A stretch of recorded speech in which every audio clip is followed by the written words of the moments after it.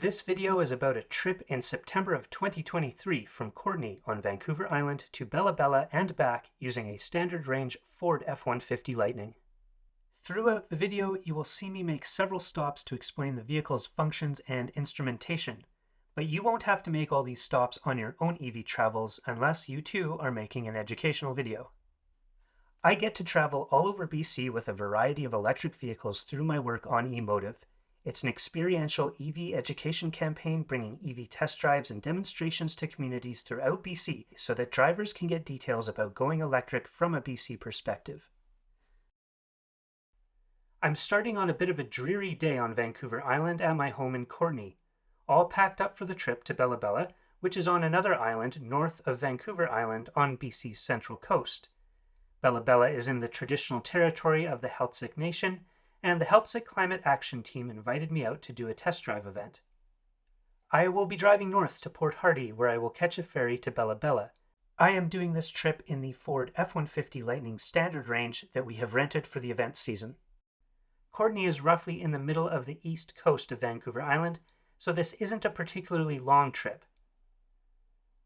Once I reach Port Hardy, the ferry does the rest of the work, and our day of test drives shouldn't use up much range. That means that the drive to Port Hardy will account for almost all of the battery use. While this isn't a long drive compared to other trips I've done this year, like traveling to Dawson Creek or between Vancouver Island and Calgary, I want to show how the vehicle selects charging stations and also take a look at the charging stations available on northern Vancouver Island.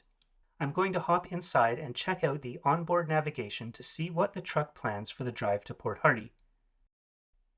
Keep in mind that this is recorded in September of 2023 and stations get upgraded or added throughout the year.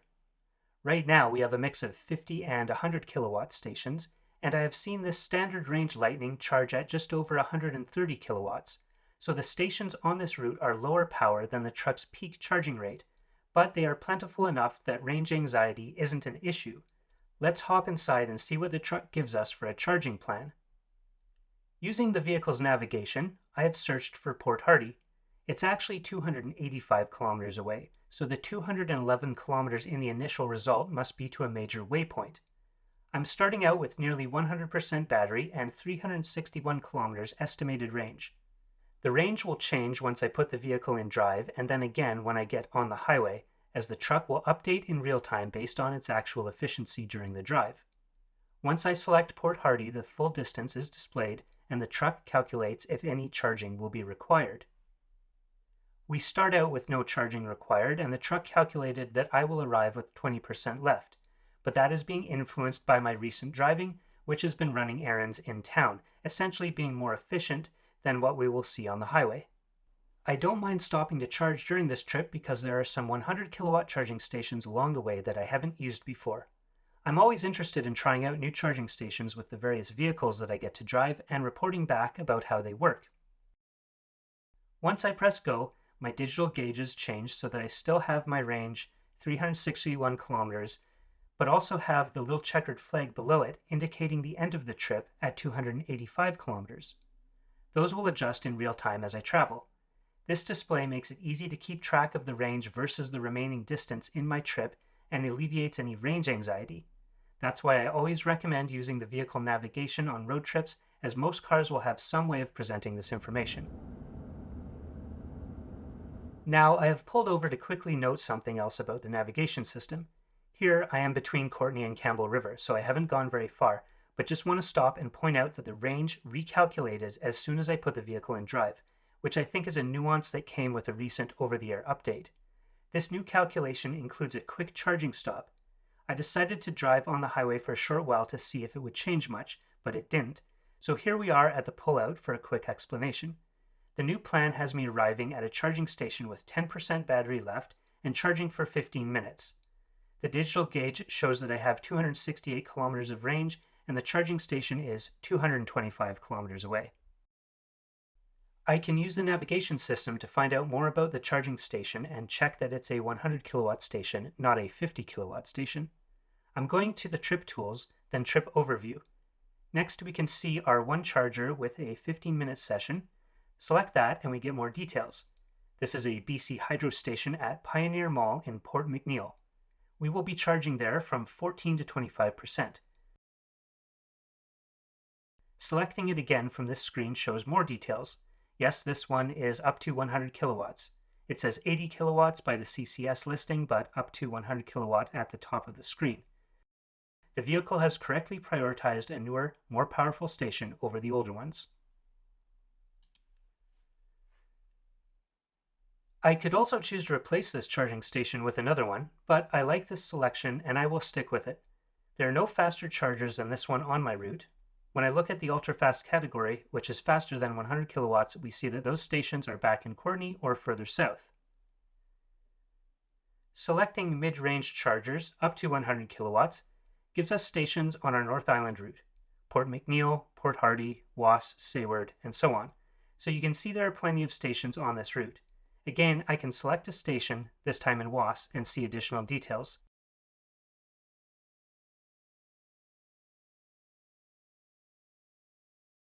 This one is 50 kilowatts and a 7 kilowatt level 2 charger.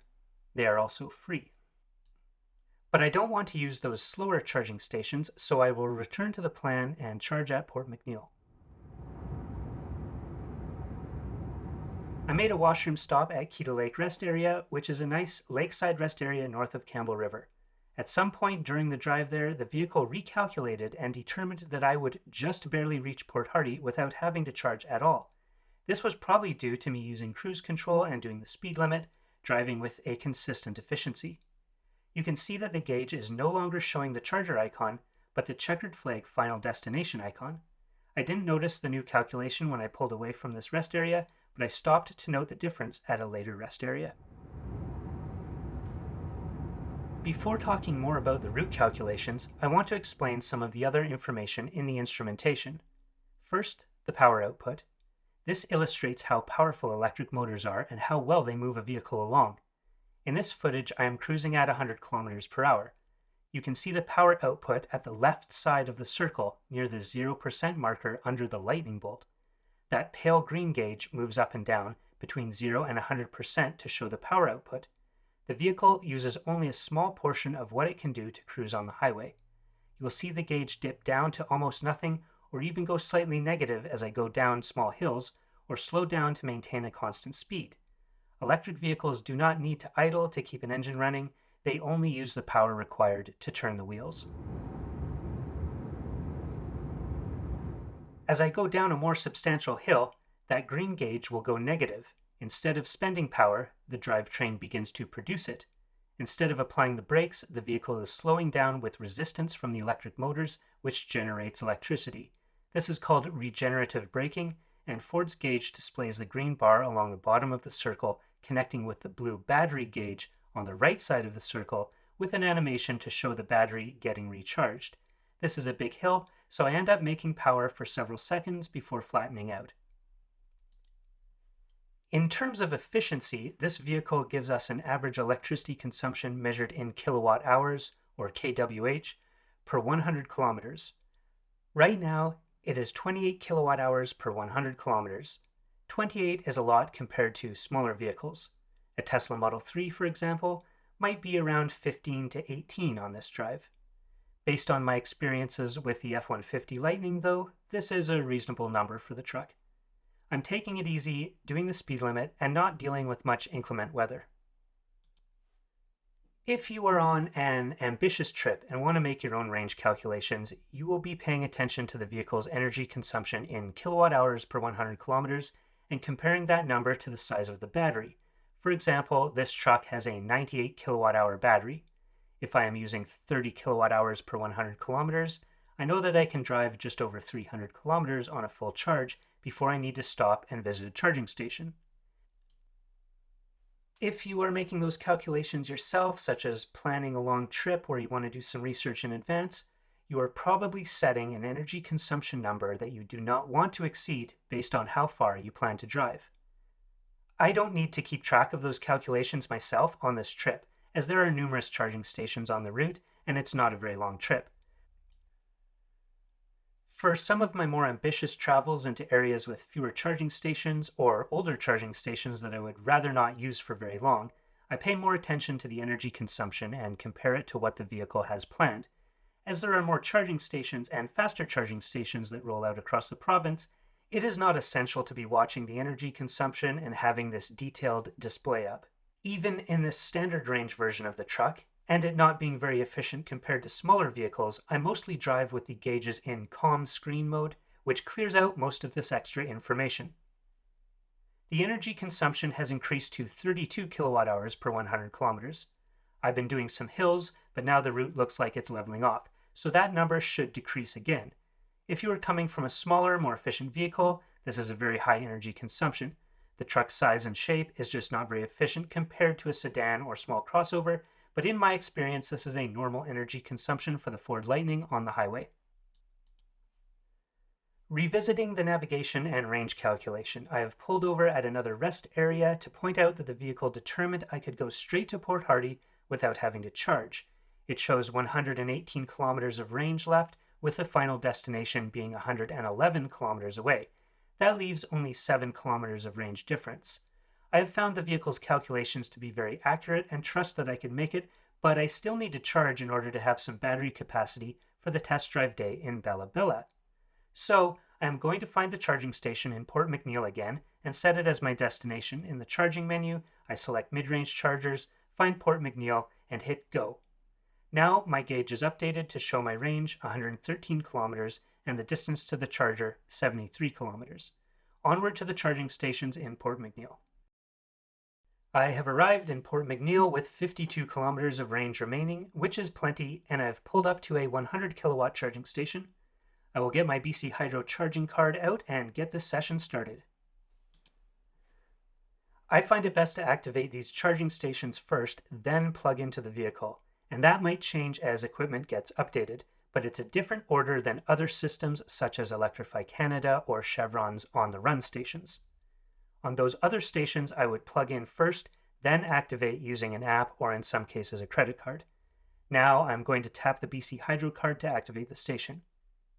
There we go. An immediate beep to confirm that the card was read. Now I have a prompt to plug the connector into the vehicle. The right side of the station has a CHAdeMO connector, but the truck uses the combo or CCS connector, so I will grab it from the left side. These are very different connectors, so it is impossible to use the incorrect one. I will make sure that it firmly clicks into place when I plug it in. I can hear the vehicle latch on, and the charging station displays some messages as it communicates with the vehicle.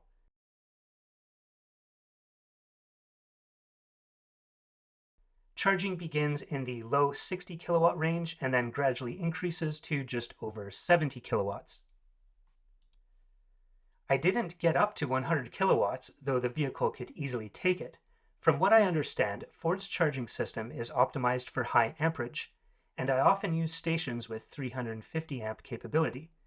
I noticed that these 100 kilowatt stations max out at 200 amps. Meanwhile, the station is 400 volts, but the truck only requests up to 360 volts. So it's not that the station or the truck aren't working correctly, they just aren't optimized for each other. Now we have hit 80%, so the vehicle is throttling back the amount of power it's requesting. At this point, it is better to unplug and hit the road than try to charge anymore unless I absolutely had to.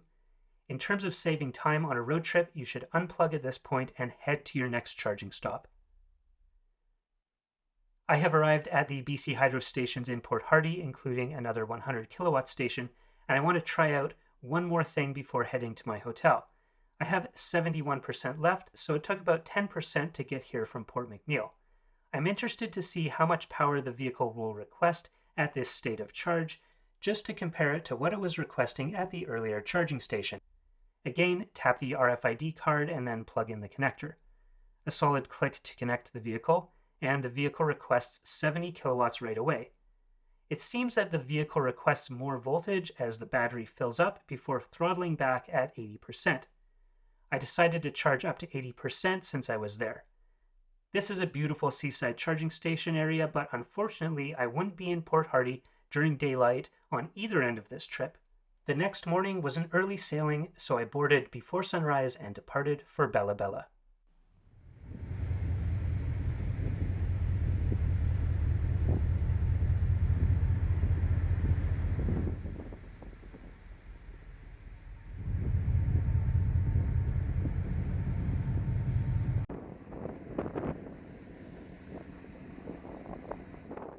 From the ferry terminal on Campbell Island, I drove to the dock in Bella Bella.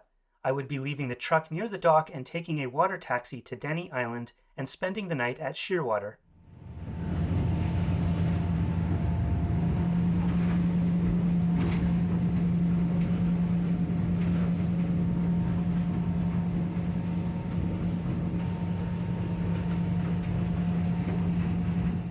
Weather was a mix of serene calm, blue skies, and wind warning storms during my stay, which is nothing unusual for life on the Central Coast.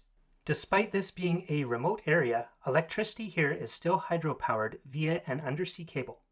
Since gas has to be transported in, and is much more expensive than on the mainland or on Vancouver Island, the people I spoke with were very keen on switching to electric vehicles. While the longest stretch of road from the ferry at one end to the airport at the other is only 6 kilometers, the roads have steep hills, residents use vehicles regularly for commuting to work, moving equipment and supplies around, and of course for their travels when they take the ferry and leave the islands. On test drive day, I took the water taxi back to Bella Bella and met with staff from the Heltzik Climate Action Team who kindly arranged for food for the participants and helped promote the event in the community. We had a solid session of drop-in test drives, lots of enthusiasm, good questions, and interest in going electric. We weren't the only electric vehicle in Bella Bella. I spoke with drivers of a couple other Ford Lightnings and a Tesla Model Y, and spotted a Mustang Mach-E, a Hyundai Kona EV, and a Mitsubishi Outlander plug-in hybrid. We also spoke with residents who opted for e-bikes and electric scooters instead of cars.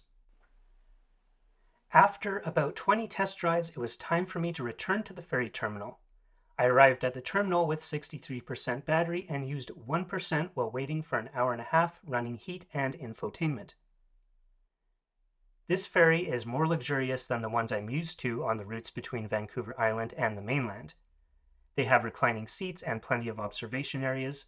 If you aren't into misty islands and big views, you've come to the wrong place. There's lots to see on this route, but being an autumn sailing, the overcast sunset came quickly and I settled in for the long ride back to Port Hardy. This sailing arrives in Port Hardy just before midnight, and I got unloaded around 1:15. There is a park just outside the terminal, and I stopped there to get a plan from the navigation software. I selected the on-the-run charging station in Courtenay as my final destination. I'd never used that one before and was interested in trying it out. I would need to charge on the way, and the vehicle selected Flow charging stations in Woss. This is a Ministry of Transportation and Infrastructure rest area, and the stations there are 50 kilowatts. Since they are lower powered stations, it would take just over an hour to do the expected charge from 25 to 70%. I'm not sure if this is actually the fastest choice considering that there are some 100 kilowatt stations on the way, but I chose to stick with this plan since I needed to rest anyway, and a longer session at a free station would be a good opportunity to do so. I have 141 kilometers of range at this point, and the charging station in Woss is 102 kilometers away. I'll be watching for the system to make any adjustments depending on efficiency and driving conditions. Here I changed my plan. You may recognize this site. Once again, I'm dropping in at the Port McNeill BC hydro charging stations. I'm feeling like I could really use a nap at this point, so I'm going to get the session started and take a break. After a short charging session from just under 50% back up to 80%, I was feeling refreshed, so I decided to continue on. My final destination was still the on-the-run charger in Courtenay, and the truck was planning a stop in Sayward to charge from 30% to 54%. That would bring me into Courtenay with 10% left, which you can see at the bottom of the final destination. Taking a look at the Sayward station, it is a 50 kilowatt unit, and I don't have anything faster than that on the route between here and Courtenay, so this was fine and I planned to go there. Further into the morning, I changed my plan once again, and this isn't any issue with the vehicle or the charging stations. It was me. I really needed to rest at this point. So I decided to go back to the original plan and stop in Woss. I chose Woss because I needed to take a more substantial rest and planned to stop for a couple hours and sleep. The Woss stations are free, and they include a level 2 station in addition to the 50 kilowatt chargers. So to make the most of my rest time, I planned to charge to 90% on the fast charger, then use the level 2 charger while I rested more. The F-150 Lightning does not allow you to charge above 90% on a fast charger, so I would have to switch to the level 2 unit at 90%. I arrived at the Woss charging station with 58% battery. These are the stations that were in the original plan when I came off of the ferry. This is not a BC Hydro site, but a Ministry of Transportation and Infrastructure rest area. What you will commonly find at Modi rest areas just like this is a pair of fast charging stations accompanied by a level 2 station. So I connected to one of the fast chargers and waited for it to get me up to 90%, and in the meantime I took out my pillow, put the seat back, and got a more substantial rest. I should also mention that these are flow charging stations, but they do not require any card or app to activate. Therefore, they are also free. Again, these are only 50 kilowatt stations. Here the truck is getting 42 kilowatts, which is comparable to other 50 kilowatt stations that I've used. With that, it was time to get a real nap, and that was a stop for a couple hours to get refreshed. I ended up resting for a few hours, and that easily got the vehicle charged to 100%. I definitely stayed longer than needed for charging simply in order to get properly rested. With a full battery, I had more than enough power to simply drive straight home. I arrived in Courtenay with plenty of battery still remaining, but wanted to try the on-the-run fast charger at Chevron. I had never tried this one, though I had used the same brand of fast chargers in other communities. The truck battery was at 52%, so I did not need to charge as I live only a few minutes away, but wanted to connect briefly to test it out. These ones are activated with an app, and payment is now required. You can look up pricing in the Journey app or on PlugShare. It looks like these ones are 350 amp, whereas the more northern stations were 200 amp. So that's how we get to 150 kilowatt total, and why the truck is going to charge faster on these stations as the Lightning favors high amperage.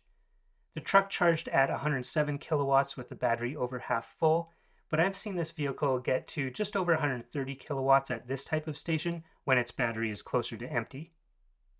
If you watched the whole video, thanks for doing so.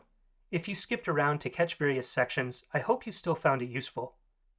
The back half of this trip was a bit chaotic as I changed plans a few times, but there are enough charging stations to accommodate changing plans and conditions. You can use the vehicle's navigation system or resources like PlugShare or ChargeHub if you need to change plans during your own EV travels. This was a trip that I took in 2023, though I didn't get a chance to compile the video until 2024, so there will likely be new charging sites and upgrades on the way by the time you watch it. Find out more about driving electric in BC at emotivebc.ca.